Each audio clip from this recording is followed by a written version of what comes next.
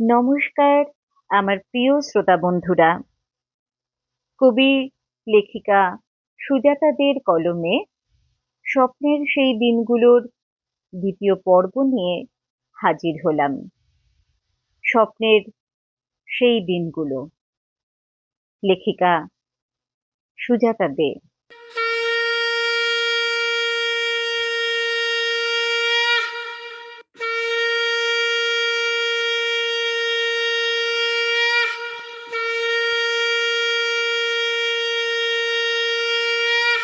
সেই সব দিনে সন্ধে নামতেই দূর থেকে ভেসে আসা ঝাঁঝ, কাসর, ঘণ্টা আর শঙ্খধ্বনিতে ভেসে যেত পূর্ব পাড়া। একটু পরেই দক্ষিণ পাড়াও নিজেদের জানান্বিত সুউচ্চ শব্দনাদ তুলে। প্রতিবেশী নতুন জ্যাঠামশাইদের বাড়ি থেকে ধূপ ধুনো আর গুগ্গুলের গন্ধ ভেসে আসতো। সাথে এইসব শব্দধ্বনি শুনতে পেলে প্রতিবেশী গৃহস্থের মনে পড়ে যেত, ওহো আজ যে পূর্ণিমা। পুজো বাড়িতে গিয়ে সত্যনারায়ণের সিন্নি প্রসাদ নিতে বাড়ির গিন্নিমা বৌমাদের তাড়া দিত। পাট ভাঙা শাড়ি খান জড়িয়ে এসো দিকি, তাড়াতাড়ি ও বাড়িতে চলো, ওদের পুজো যে শেষ হয়ে যাবে। পুজো বাড়িতে শুধু হাতে হাতে ফল কেটে দিয়ে চলে আসলে তোমরা। পুরুত ঠাকুর আসতে দেরি করেছে বলে কি বাড়ি ফিরে আসতে হয় গো? বৌমারা, তোমাদের যে কি বেয়াক্কেলে বুদ্ধি। আমি মরছি বাতের ব্যথায়। না হলে পুজো বাড়িতে আগে গিয়ে নতুন বৌমার সাথে হাতে হাতে আমি শখানেক মনীষীর লুচির ময়দা মেখে বেলে দিতুম। বলি হলো তোমাদের? আর কত দেরি করবে বলো দেখি মা জননীরা? পুজো যে শেষ হতে চললো। পাশের বাড়ি থেকে মৃদুখুড়ির বাক্যধ্বনি শোনা যেতে লাগলো। লুচি, মোহনভোগ, নাড়ু, ক্ষীরের আটা সন্দেশ, কত কিছু বানায় ওদের পুজো বাড়িতে। চোখ ফেটে জল এলো রাঘবের। ওরা ডাকেনি এবারে, কিছুই খেতে পাবে না সে। বড়রা কেন যে জমি জায়গা নিয়ে লড়াই ঝগড়া করে, রাঘবের ভাবনার মধ্যেই নুটু সত্যরা হৈ হৈ করে ছুটে এলো। কিরে রঘু, নতুন দাদুর বাড়ি পুজো দেখতে যাবি না? ওরা তোদের দাদু, আমার আবার কে? আমাদের তো ডাকেনি এবারে। চোখ ছলছল করে ওঠে ক্লাস 7-এর রাঘবের। এমন কথা তুই বলতে পারলি রঘু? সেবার তোর জন্ডিস হলে পরাগ জ্যাঠা জন্ডিসের মালা এনে পরিয়ে দেয়নি তোকে?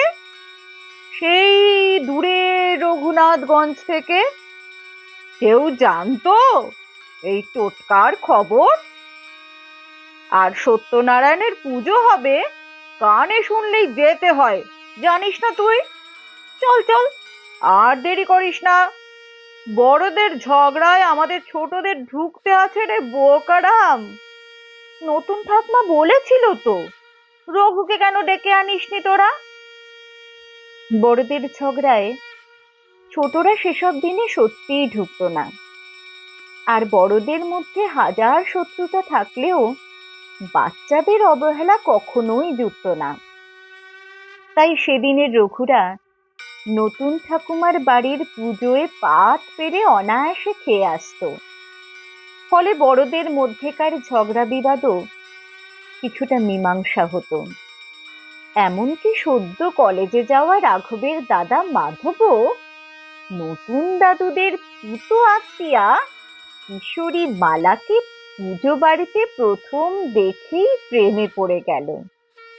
এইসব পুজো বাড়ি, বিবাহ, সাধভক্ষণ, পৈতে বা মুখে ভাত ইত্যাদি অনুষ্ঠান বাড়িতে তখনকার দিনে সব দূরের আত্মীয়দের ডাকবার চল ছিল। কোনো একটা ঘরে কিশোর কিশোরীদের সরস আড্ডায় এইসব অনুষ্ঠানে বড়দের কিছুটা প্রশ্রয় মিলে যেত। প্রতি মাসের পূর্ণিমায় বৈভবে থাকা পরাগদের মতো অনেক মধ্যবিত্ত অভিজাত বাড়িতে সেই সময় সত্যনারায়ণের পুজো হতো বেশ জাঁকজমক করে। মালার মাধবদের মতো প্রেমিক যুগলদের সাক্ষাতের সুযোগও ঘটে যেত অনায়াসে। পারিবারিক মঙ্গল কামনায় বছরে একবার বা দুবার সত্যনারায়ণ পুজোর চল ছিল অনেক বাড়িতে। তারা জাঁকজমক ছাড়া কোনোভাবে পুজো সারলেও বাচ্চাদের দিয়ে পাড়ার সব চেনা জানা বাড়িতে সিন্নি সহ প্রসাদের প্লেট বা তামার রেকাবি কলা পাতায় ঢেকে দিয়ে আসতো অলিখিত প্রথা মেনে। সত্যনারায়ণের পূজার প্রসাদ সকলকে দিয়ে তবে খেতে হয়, এই ছিল মানুষের বিশ্বাস। এই বিশ্বাসগুলোই মানুষের সাথে মানুষের দৃঢ় আন্তরিক এক বন্ধনে আবদ্ধ রাখতে সাহায্য করত। একটু সচ্ছল একান্নবর্তী বাঙালি পরিবারে বছরে একবার বা দুবার পশ্চিমে ঘাটশিলা বা দেওঘরে সুস্বাস্থ্য রক্ষার হাওয়া বদল করতে যাওয়া অর্থাৎ চেঞ্জে যাওয়ার নিয়ম ছিল। আত্মীয় পরিজন নিয়ে একটা গোটা টিম সেখানে যেত বেড়াতে। সেখানকার একটা বাড়ি কমপক্ষে 1 মাসের জন্য ভাড়া নেওয়া হতো। আর নিজেরা কিনে রাখলে তো কথাই নেই। চাবি আঁচলে বাঁধো আর তল্পি তল্পা বাক্স প্যাঁচা গোছাও, ব্যাস। বাড়ির বয়স্ক সদস্যের অসুস্থতার জন্য তখনকার পারিবারিক ডাক্তাররা প্রেসক্রাইব করতেন, চেঞ্জে যান মশাই, কিছুদিন হাওয়া বদল করে স্বাস্থ্যটা উদ্ধার করে আসুন, দেখবেন শরীরের আর কোনো ব্যাধি থাকবে না।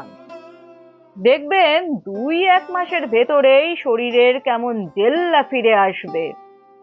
শুধু ওষুধ খেলে রোগটা পুরোপুরি সারবে না।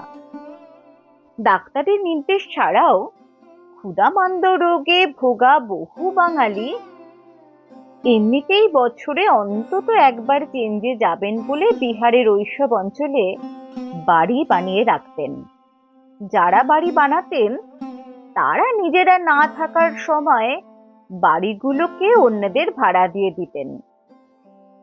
দেওঘর, মধুপুর, যশিদি, শিমুলতলার জল পান করলে নাকি লোহাও নিমিষে হজম হয়ে যায়, এই ছিল মিথ।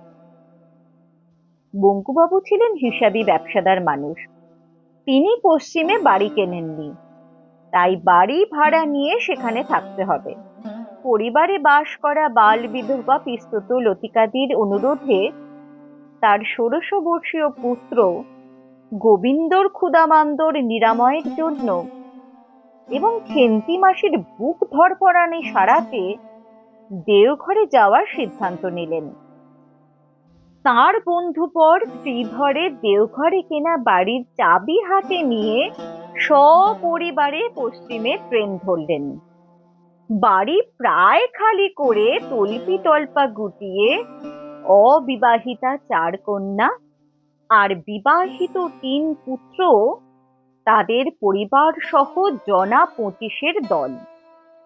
তার উপর 1 মাস থাকা খাওয়ার সুবিধার্থে সাথে গেল বাড়ির চাকর পাঁচু আর ঝি কালীমতি।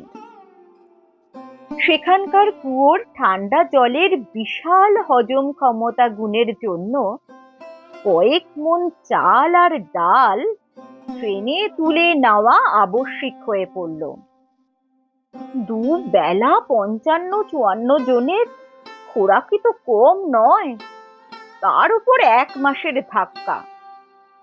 হিসেবি বঙ্কুবাবুর অকৃতদার প্রতিবেশী অমিয় বাবুকে সব দেখভালের জন্য সঙ্গে নিলেন। বঙ্কিম বাবুকে তো 1 মাসের জন্য কলকাতার গদি ব্যবসা ফেলে রেখে গেলে চলবে না। তিনি বিহারে দিন 10 কাটিয়ে ফিরে আসার মনস্থ করলেন। অমিয় বাবুও বন্ধুর পরিবারের দায় হাসি মুখে নিজ কাঁধে তুলে নিলেন। এমনই সহজ মানসিকতায় ভরপুর ছিল তখনকার মানুষের মন। সাহায্যের হাত বাড়িয়ে দেওয়া যেন সেই সব দিনে মানুষের মানবিক কর্তব্যের মধ্যেই পড়ত। তাঁরা উপকারের বিনিময়ে কিছুই আশা করতেন না।